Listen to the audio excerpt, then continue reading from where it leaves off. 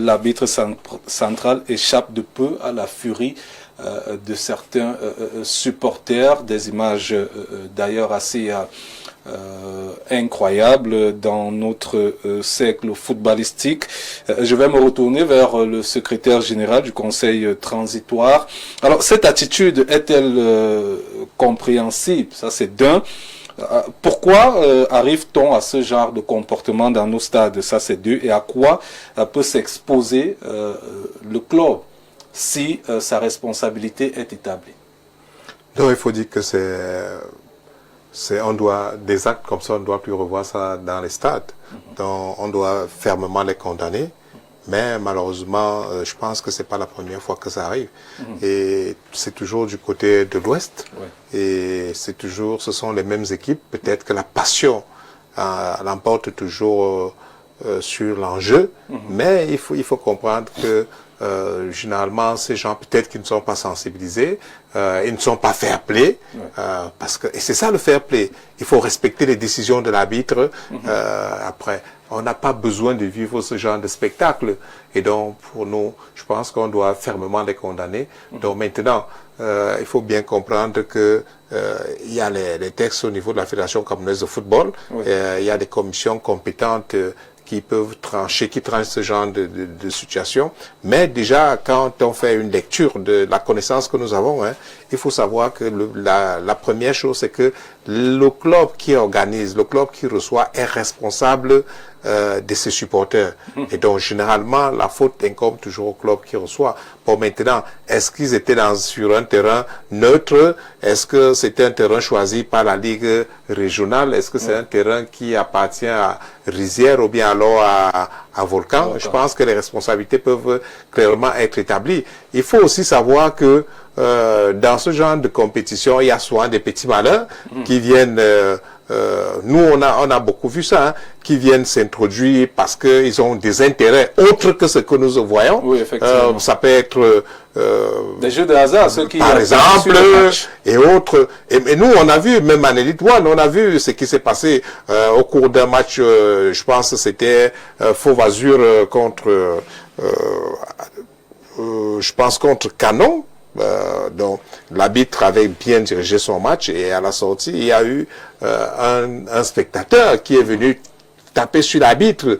On a été obligé d'arrêter. À un moment on a cru que c'était un spectateur, un supporter de Faux-Vazur. Faux-Vazur était obligé de démentir. Donc il y a des gens comme ça, mais dans le cas d'espèce, ils sont quand même assez nombreux. Nous pensons que ce sont des gens qui se sont déplacés pour venir voir le match et qui supportent un club. Donc je pense que les responsabilités seront établies. Le secrétaire général de la Ligue régionale de l'Ouest a d'ailleurs fait un communiqué par rapport à cela. J'ai aussi lu le communiqué du président je pense, de Volcan, Monsieur Rai. Donc je pense que il y a une enquête qui est ouverte et on va établir les responsabilités. Cela devront être sûrement sanctionnés. D'accord, merci. Alors, la semaine dernière, Étienne, on parlait de certaines récompenses, outre justement l'organisation qui est faite par l'organisateur du championnat, excusez un peu la tautologie, qui est faite par le CTFP. Il y a d'autres structures qui essaient d'organiser des prix pour les acteurs de notre football. Alors, Foot IA décerne le prix de meilleur gardien de but. Ils étaient 4, et c'est le gardien de but de AS Fortuna qui a ce prix, qui remporte ce prix du mois, Andy Aliou de AS Fortuna, avec 3 clean sheets pour le mois dernier, 3 clean sheets, et 27 arrêts décisifs pour le gardien de but de AS Fortuna. Et il y a également Njam Laurent de l'Unisport du Honkam qui est désigné entraîneur du mois de mars par justement Foot IA qui a décerné ces différents prix-là. On va parler également de 3 joueurs avec désignés en Ligue 1. françaises pour le titre de la pépite du mois. On a Bamba de Monaco, Selic du RC Lens et le Camerounais Arthur Avom et Bong de Lorient, ex-transfuge de Fauve Azur Elite de Yaoundé ici au Cameroun, dont la valeur marchande selon le transfert market est passée de 10 à 15 millions d'euros. Etienne peut-il remporter ce trophée? Bah, naturellement, les Camerounais, on ne peut que souhaiter bien des choses. Et lorsqu'on voit quand même l'évolution d'Arthur Avom au niveau de la Ligue 1, on se dit que il est en train de multiplier en fait, ses chances à gagner ce prix. Moi, je pense que ça démontre à ce jour que le championnat camerounais justement évolue, travaille et produit de bons joueurs donc sur la scène internationale. Arthur Avom puis produit justement, vous l'avez dit tout à l'heure, donc de notre championnat au niveau du Cameroun. Ça prouve que peut-être il est même en train d'évoluer. Peut-être s'il était à 10% aujourd'hui, peut-être demain sera à 15%, ainsi de suite 20%. Pourquoi pas? Et lorsqu'on se souvient quand même de son magnifique but, voilà, cette saison. Ça peut être le but de la saison. Oui, un déclic pour le but de la saison en première division du côté de la France. Donc, moi, je pense qu'en fait, on ne peut que lui souhaiter le meilleur à Arthur Avom. Et on voit quand même que même avec les Lions indomptables, il demeure aujourd'hui. En fait, il est déjà un meuble dans le milieu de terrain du Cameroun. Donc, je pense que c'est bien parti pour lui. D'accord. Alors, on va faire le tour avec cette question sur l'arbitrage de la Coupe du Monde.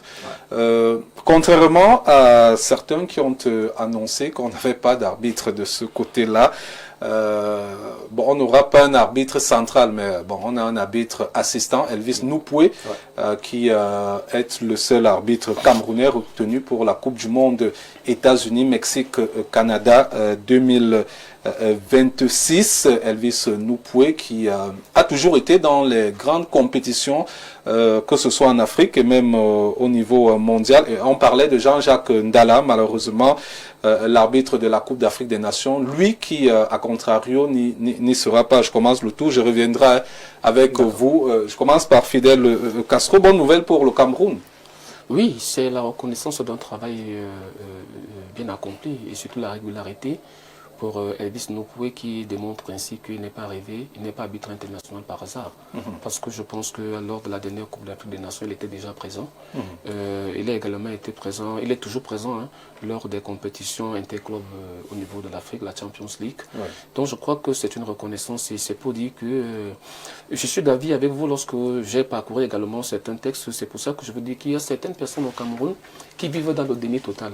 Parce qu'ils transforment ce qui est vrai en mensonge et prendre le mensonge comme étant une vérité absolue. Lorsque quelqu'un vous dit qu'il n'y a pas d'arbitre camerounais en Coupe du Monde, ce qui n'est pas vrai.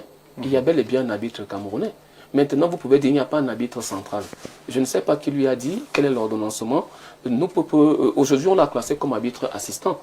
Mais c'est la reconnaissance, c'est parce qu'il est d'abord un arbitre qui sort du championnat camerounais. Et si vous prenez, je sais que vous êtes un journaliste d'investigation, allez donc consulter les arbitres ou encore les arbitres africains qui ont été retenus, tant ceux qui sont arbitres, les centraux, que ceux qui sont assistants. Ouais. Vous allez voir que sur les 54 États que l'Afrique compte, on les compte au bout des doigts. Et parfois même les meilleurs championnats ne sont pas retenus parmi ces arbitres-là. Donc moi je pense qu'aujourd'hui, oui, notre souhait aurait été qu'on ait plus que Elvis Noupoué. Comme ce fut le cas lors de la dernière Coupe du Monde. Mais je pense que c'est déjà ici un signe que l'arbitrage camerounais n'est pas aussi désastreux que les gens ont bien voulu le faire croire, parce que là au moins on a un Camerounais qui est présent, et je pense que si on a un Camerounais qui est présent, c'est parce qu'il y a encore de bonnes graines. Maintenant, pour les prochaines compétitions, nous souhaitons qu'il y ait davantage des Camerounais qui soient sélectionnés, et là je pense que la meilleure femme du monde ne peut offrir que ce qu'elle a. Nous avions Elvis Noupoué, contentons-nous de ça, et disons nous, pour les prochaines éditions, il va falloir que le Cameroun bosse dur, notamment au niveau de la commission centrale des arbitres qui est dirigée par M. Foko Kamga, et le département de l'arbitrage et M. Wam. Je pense que là, ils ont du pain sur la planche pour continuer le travail qui a été amorcé. Alors, Gérard Hélé, est-ce qu'on va dire que l'héritage laissé par Alioum Sidi reste très lourd? Bon, pas très lourd. Je viens de suivre le discours panégyrique de mon frère Fidel Castro tout à l'heure, là, en ce qui concerne l'arbitre. Mais c'est la Fédération camerounaise de football qui avait sanctionné cet arbitre, non? Elvis Noupoué. Aujourd'hui, on va mettre ce mérite à la Fédération. Gérard, si... non, je pose juste une question. Si je dis, c'est pas ce Elvis Noupoué que la Fédération avait sanctionné. Non, je vais poser une question. Pour dire, non, permettez. Oui, pour dire, lorsque vous avez un talent et que vous êtes reconnu à l'échelle internationale, la preuve, étant suspendu, la CAF le prenait toujours. Il a fait toutes les compétitions les 5 dernières années. Pendant les 5 dernières années qu'il avait été sanctionné par la Fédération camerounaise de football. Maintenant, je pense que ceci devait servir des leçons. Que nous ne devons pas, quand nous avons des valeurs, il faut plutôt les accompagner, que de se lancer parfois dans des punitions que croyant faire du mal à certains, ça va permettre à ce que le Cameroun puisse multiplier. Parce qu'aujourd'hui, c'est un modèle en termes d'arbitrage. Vous savez, à l'issue des parties, vous savez ce qu'il a eu. Oui, et le problème qu'il a eu, parce qu'il a voulu défendre la cause de l'arbitrage au Cameroun. Et vous avez vu combien il a été mis de côté comme quelqu'un qui n'avait rien apporté dans l'arbitrage au Cameroun. Voilà quelqu'un d'autre. Aujourd'hui, qui marche sur les classes, la lutte de Évariste Minkwande. Donc, je crois que c'est une aubaine pour le Cameroun d'être représenté à la Coupe du Monde et qu'on est un digne fils. Et en espérant qu'il va également aller plus loin, parce que toutes les compétitions, que ce soit africaines ou organisées par la FIFA, il est toujours présent, il apporte toujours beaucoup de satisfaction. Donc c'est un plaisir pour le Cameroun, en espérant que nous pourrons avoir d'autres arbitres, n'est-ce pas, dans les jours à venir. Il y a une jeune arbitre dont j'apprécie beaucoup, espérant du côté féminin qu'elle pourrait avoir ce même parcours, Gimba. Je pense que Gimba Aïton, oui. Donc pour moi, c'est mon rêve aussi. Mon rêve vraiment serait que cette fille aussi aille plus loin. Parce que chaque fois que je vois cette fille avec le sifflet, je dis waouh. D'accord. Alors, Faustin Blaise Mbida, c'est une bonne nouvelle quand même pour le Cameroun d'être présent. C'est vrai, la sélection camerounaise n'y sera pas, mais le Cameroun y sera à travers son arbitrage. Oui, bon, il faut dire que c'est une satisfaction pour cet arbitre, mais il faut dire que le département de l'arbitrage et surtout la commission centrale de l'arbitrage, depuis l'avènement du président Samuel Eto'o-Fils, on a vu une nette progression. Si vous prenez par exemple un simple bilan, nous avons à l'heure actuelle dans les 58 départements que compte le Cameroun, nous avons à peu près 54 écoles qui ont été créées, 54 écoles d'arbitres, et donc à chaque fois on essaie de ressortir ces arbitres-là. Il faut dire que sur le plan national, nous avons des arbitres, il y a une catégorisation, parce qu'il faut bien comprendre où nous sommes en train d'arriver, il y a une catégorisation, c'est-à-dire qu'on commence de la ligue départementale, il y a les aspirants, la ligue départementale, la ligue régionale, MTN Elite 1, MTN Elite 2, dans les championnats professionnels. Et maintenant, sur le plan FIFA, si vous voulez, sur le plan international, il y a les arbitres. Et nous devons dire qu'avec la venue du président de la Fédération camerounaise de football, nous avons vu au moins aujourd'hui que le Cameroun, sur le plan international, nous avons au moins 8 arbitres internationaux qui jouent des compétitions. On n'avait pas encore vu ça, qui jouent toutes les compétitions, que ce soit du côté des femmes, que ce soit du côté des hommes. Bon, maintenant, il faut bien le dire. Pourquoi aujourd'hui c'est Elvis Noupoué, je pense, sans être trop technicien en termes d'arbitrage, mais il y a une certaine catégorisation. Oui. Et vous allez voir que les jeunes qui sont arrivés là, ils n'ont pas encore atteint cette catégorie, peut-être la dernière catégorie, ce sont les doyens. Et Elvis Noupoué est de la trempe de Mokwande Évariste, de la trempe de Alioum Sidi, donc il est le seul rescapé en termes d'âge. Les autres sont partis en retraite, donc il est le seul. C'est n'est que normal qu'il se retrouve là. Les autres, c'est un peu comme si vous passez de la licence B à la licence. Oui, vous avez tout compris. Donc, je pense que il y a les autres qui sont en train d'arriver. Quand ils vont atteindre ce niveau, je pense que c'est la catégorie A ou peut-être que ceux qui savent mieux ils vont nous expliquer cela. Donc, on a Mefiré, on a les gars, il y a les autres qui sont là.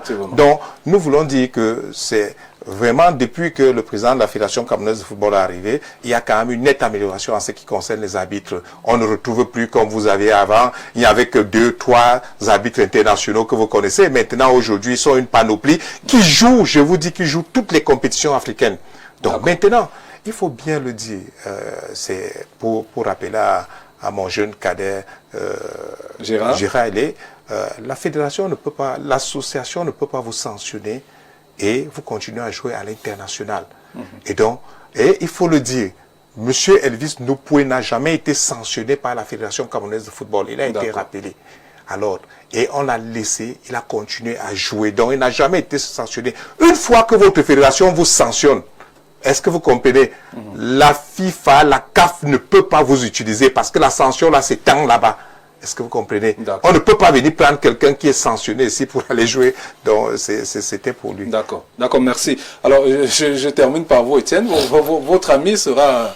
Il va faire le tour entre le Mexique, le Canada et les États-Unis. Moi, je crois que ce ne sera pas la première fois. Je crois que c'est quelqu'un qui a fait presque 37 pays donc dans sa carrière d'arbitre dans plusieurs compétitions. C'est vraiment ton ami, bien sûr. Bien sûr. Partant des catégories du moins inférieures jusqu'à la catégorie qu'on peut estimer à aujourd'hui, qui est la Coupe du Monde. Donc, ce n'est que mérité pour Elvis Nopoué, qui est quand même parmi le trio arbitral de 2019, les meilleurs, donc avec Elvaris Mokwande, Alioum Sidi, les meilleurs arbitres de la CAN en 2019. Donc aujourd'hui, c'est une, moi je dis, c'est une consécration. Et sur 88 arbitres assistants, on a un Camerounais, je crois que c'est quelque chose à applaudir. Donc parmi les 50 pays, dans les arbitres qui viennent des 50 différents pays du monde, il est quand même infiltré là. Et il se fera certainement le plaisir pour le Cameroun dans cette coupe.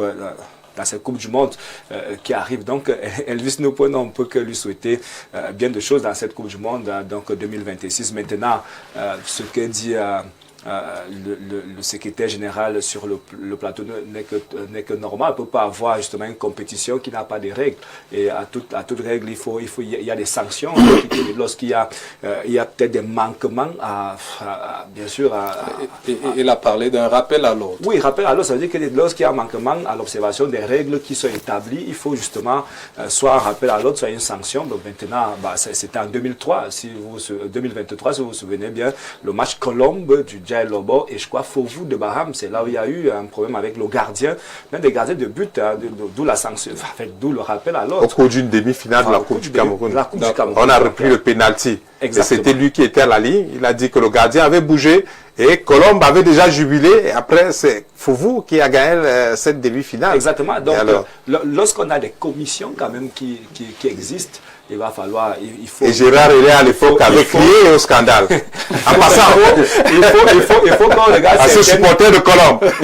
Il faut qu'on regarde certains... On regarde certaines erreurs. C'est pour ça que moi, je salue aujourd'hui ce que fait la Ligue régionale de football du Centre avec la commission de discipline